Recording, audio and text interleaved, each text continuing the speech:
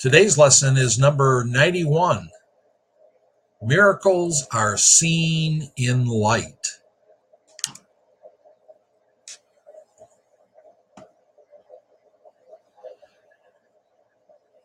When we're walking on the path of the ego, we're walking in darkness. And when we turn onto the path of the spirit, we experience miracles and walk in light. That's kind of poetic language. And one of the reasons I think that people get frustrated with the Course in Miracles and Unitarian Universalism is because the key ideas and teachings seem to be so philosophical and abstract that they don't have much meaning. So, what is the path of the ego? Well, the way I describe it is the path of the ego is conditional love. I'll love you only if you do or don't do certain things.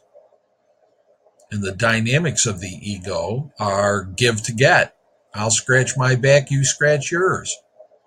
You know, if I do the things if you do the things that I want you to do, then I'll love you. And if you don't do the things I want you to do, then I'm not going to love you anymore. And that turns into, what the Course calls give to get. That's scratch my back, I'll scratch yours. And the other is one or the other. I mean, we both can't win. So it's got to be either you or me. And so we get competitive and we wind up believing that there are winners and losers. We both can't win. So, one of us is wrong or one of us is weaker or more of a failure than the other. So, we approach our relationships in a competitive way based on what we can get out of them. And, of course, we want to come out on top. So, that's a hell of a way to live, isn't it? I mean, we're full of grievance and resentment and anger and frustration and fear most of the time.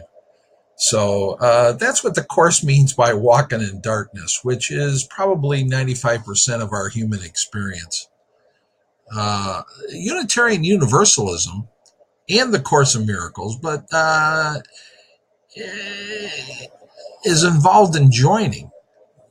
The beauty of Unitarian Universalism is it's a religion based on covenant.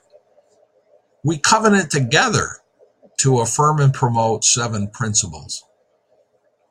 The first of which, of course, is the inherent worth and dignity of every person. And it is the awareness of this inherent worth and dignity that has nothing at all to do with our body.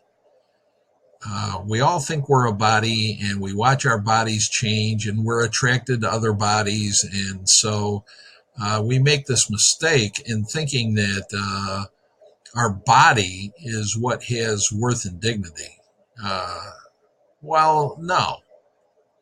It's our spirit or and what the Course calls our mind. And the mind is considered at 2 levels. We have an individual mind, or think we do. And then there is mind with a capital M, which is the oneness, the mind of God, the Tao.